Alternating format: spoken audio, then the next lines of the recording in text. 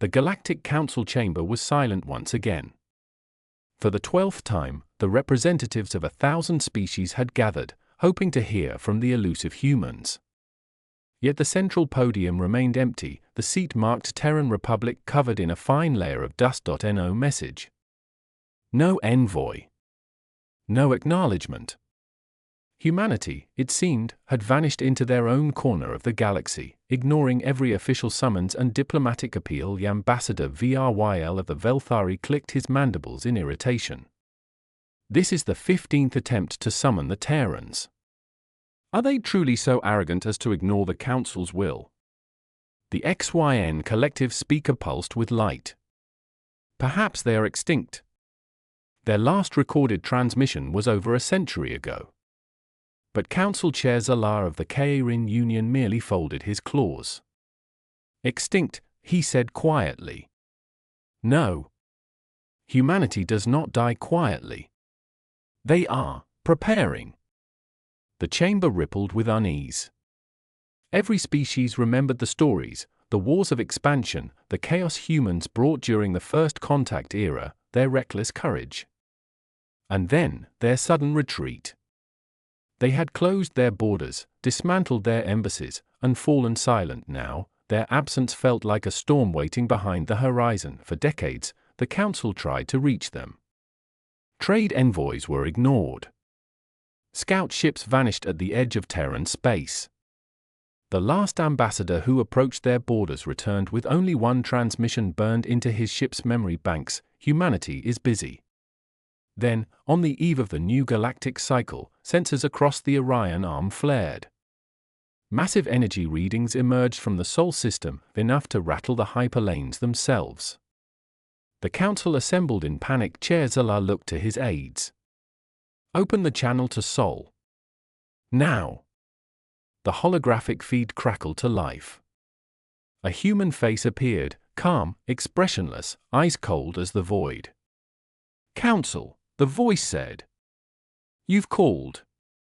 We are here. Before anyone could respond, the stars outside the Council station darkened. Massive distortions filled the void as ships began to emerge from hyperspace, 1, then 10, then hundreds. Each was colossal, dwarfing even the largest Council dreadnoughts. The lead vessel bore markings unseen in millennia, Terran Fleet Command. Its hull shimmered with adaptive shielding, glowing with the faint blue light of controlled singularities. Ambassador Vyl nearly collapsed. By the core, that fleet shouldn't exist.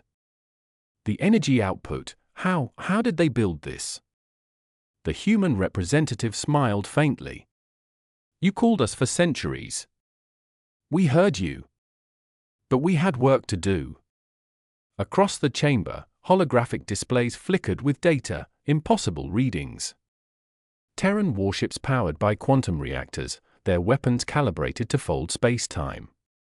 Smaller escort ships moved in perfect formation, piloted not by organics but AI systems far beyond Council regulation. Chair Zalar finally spoke.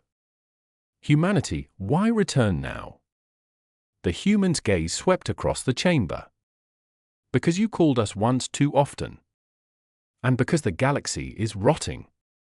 Empires enslave, corporations devour, and the Council debates while worlds burn. Gasps and murmurs filled the air. The Council wasn't used to being challenged, certainly not by a species they had dismissed as primitive centuries ago. We dismissed your summons, the human continued, because you had nothing to teach us. But now, we've come to teach you. Behind them, the fleet's lights flared brighter. Planetary defense grids around the station automatically powered up in response, but the human raised a hand. Relax. We're not here to conquer. We're here to rebuild. Chair Zalar leaned forward, voice trembling. And if we refuse your offer? The human's expression didn't change. Then we leave. But when the next galactic war burns your stars to ash, don't summon us again. The Council chamber was utterly silent. Every delegate stared at the human figure standing in the center, flanked by a fleet that could unmake civilizations. For the first time in recorded history, the Galactic Council bowed their heads, not to a conqueror, but to a human who had ignored their calls until the time was right, and above the capital world, the Terran fleet drifted silently, its hulls gleaming like steel constellations, proof that when humanity finally answered, the galaxy itself would tremble.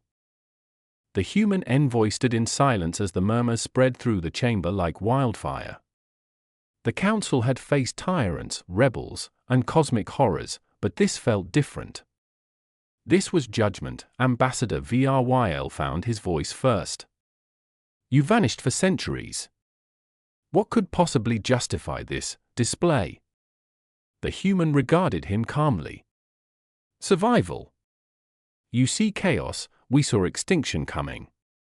We learned that the universe rewards only those who prepare. A ripple of unease ran through the delegates. The XYN speaker's glow dimmed. Extinction? From whom? Not who, the human said quietly, but what? The fabric of the galaxy is fraying. There are forces older than any of you, entities that consume suns and rewrite matter. We built our fleet not to conquer, but to endure. Chair Zalar frowned. And you kept this to yourselves? You could have warned us. We did, the human replied.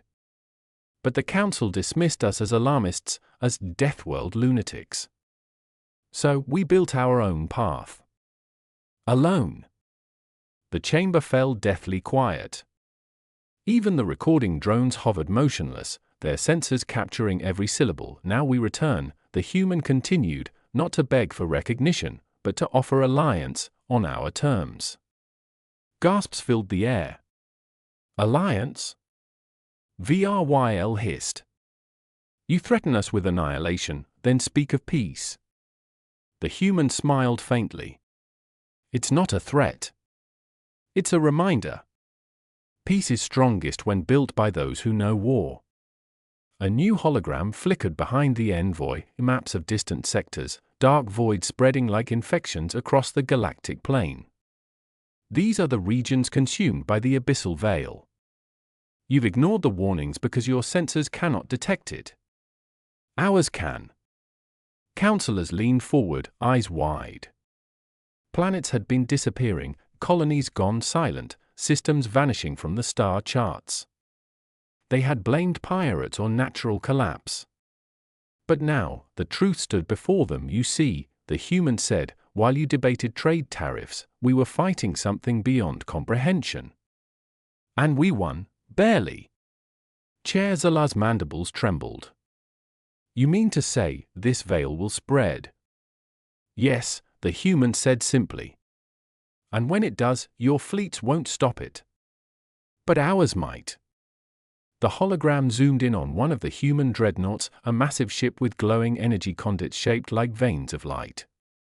Each Terran vessel carries a singularity core. They can hold the veil at bay. For now. The silence was suffocating. It was Ambassador VRYL who broke it again, his voice lower now. You could have let us die. The human met his gaze. We could have. But we remember what it means to be small. To be prey. We won't let this galaxy fall, not even to its own arrogance. Chair Zalar rose slowly, his tone measured. Then tell us, human envoy. What do you want in return? The human paused. We want a seat, not in your council, but above it. A coalition built on action, not debate. We call it the Orion Pact. Join us, or stay and talk while the stars fade. Shockwaves rippled through the assembly. The council had existed for over 10,000 years. No species had ever dared to challenge its authority so directly, and yet, none could deny the truth. The Terran fleet hovered above them, silent, watchful, capable of rewriting destiny. After a long, heavy silence, Chair Zalar bowed his head. Then perhaps the age of the council has ended. And the age of humanity has begun. The human nodded once. Prepare your worlds. The veil moves faster than you think. As the transmission ended, the fleet turned as one, engines igniting with soft blue light. Entire constellations dimmed as Terran ships vanished into hyperspace, leaving only a whisper in the void. In the days that followed, the Council fractured. Dozens of species swore allegiance to the Orion Pact, while others resisted.